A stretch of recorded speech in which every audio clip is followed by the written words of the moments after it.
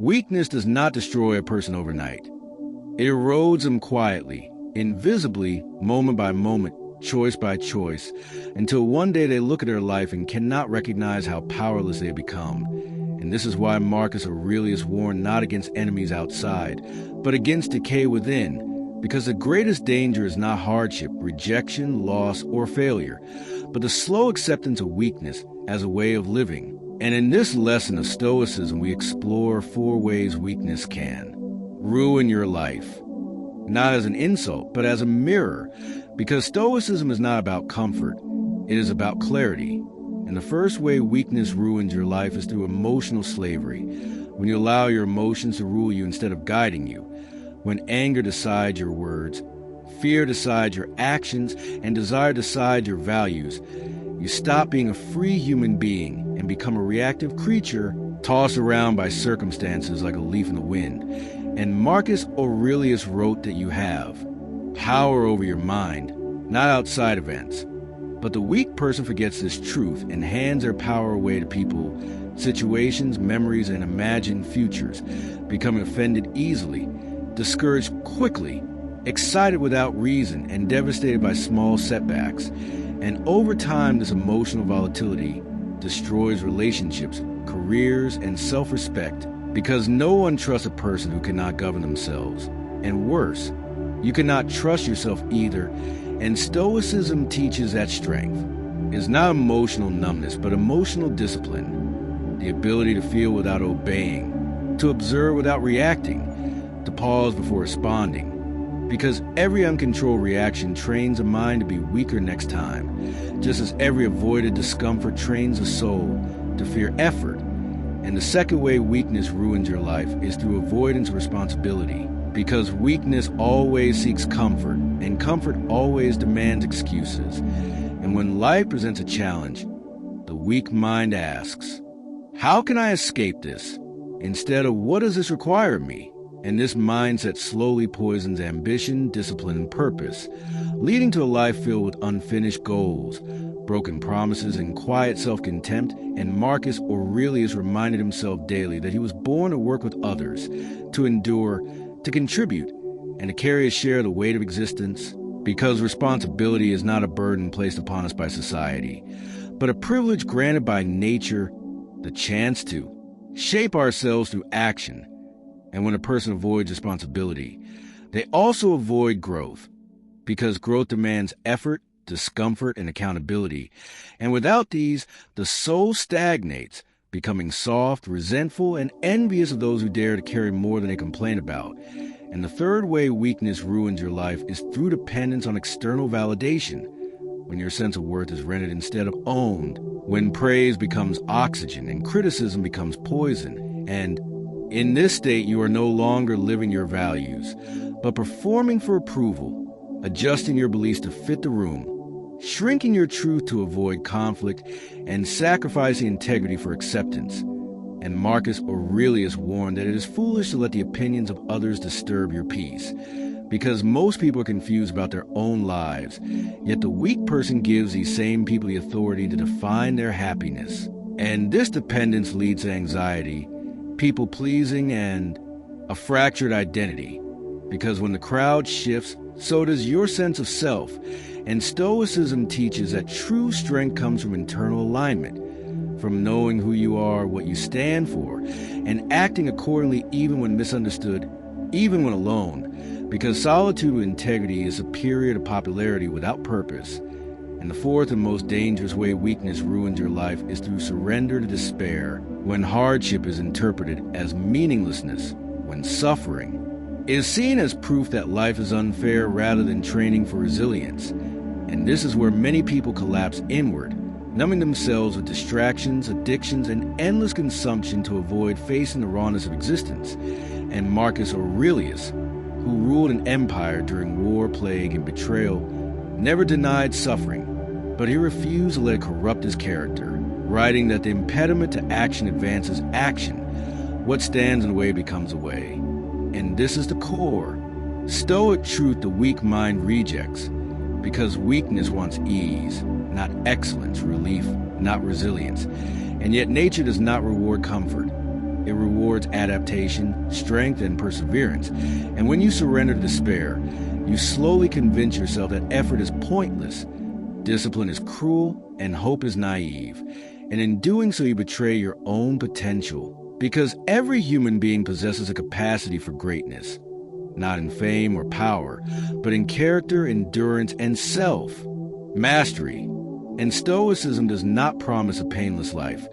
It promises a meaningful one, but only to those willing to harden their minds without hardening their hearts, to accept reality without resentment, to act with virtue regardless of outcome, and to remember daily that weakness is not an identity but a habit, one that can be unlearned through awareness, discipline, and deliberate action. And as Marcus Aurelius reflected, waste no more time arguing what a good man should be.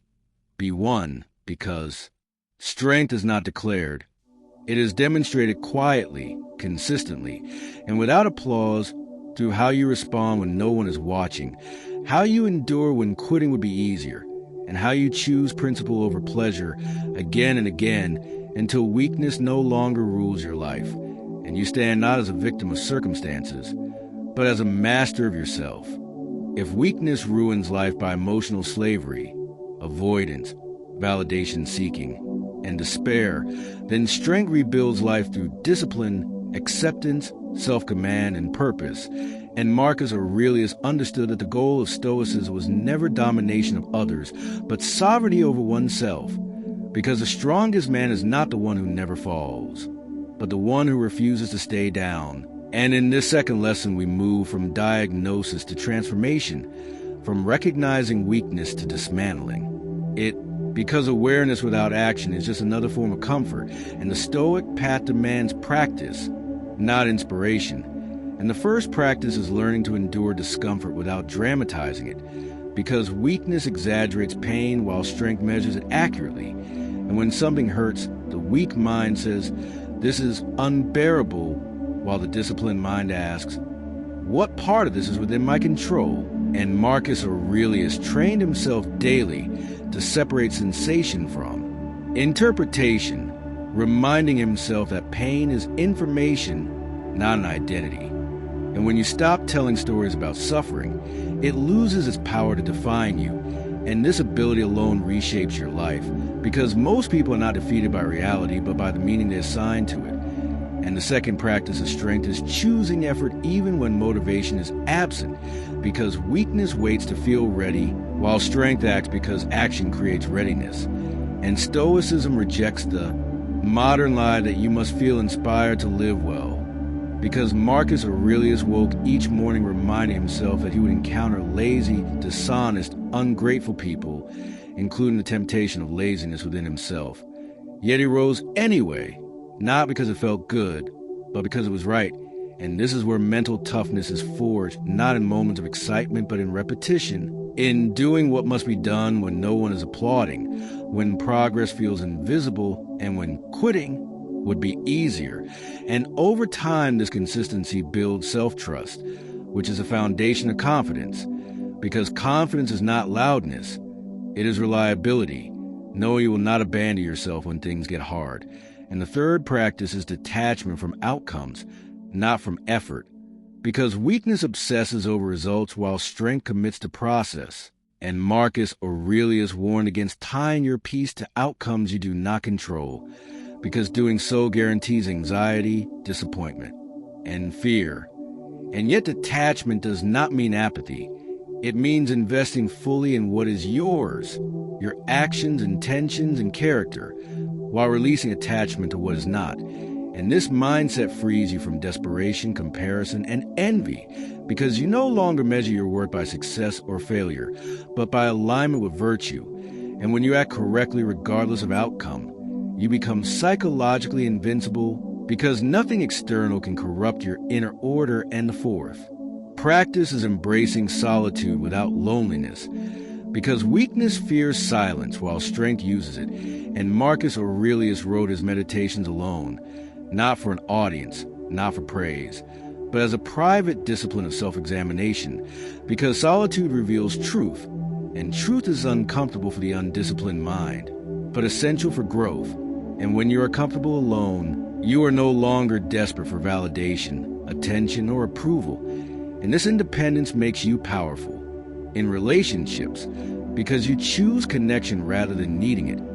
And finally, the Stoic antidote to weakness is living according to nature, not impulse.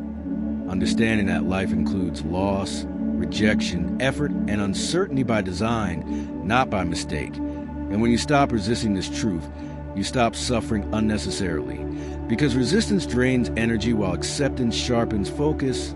And Marcus Aurelius never promised happiness, but he lived with dignity, clarity, and resilience in a world far harsher than ours, proving that strength is not a privilege of circumstances, but a disciplined perspective.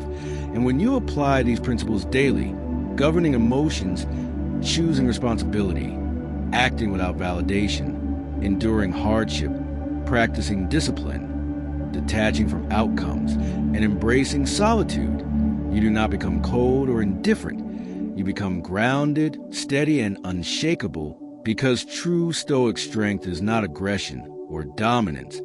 It is calm under pressure, integrity under temptation, and courage under uncertainty. And this is how weakness stops ruining your life, not through sudden transformation, but through daily commitment to self-mastery, until one day you realize that life did not become easier, but you became stronger. And as Marcus Aurelius taught, the soul becomes dyed with the color of its thoughts. So choose thoughts that build strength, choose actions that demand effort, and choose a life that you can respect in silence, because in the end, the measure of a man is not what he avoids, but what he endures without losing himself.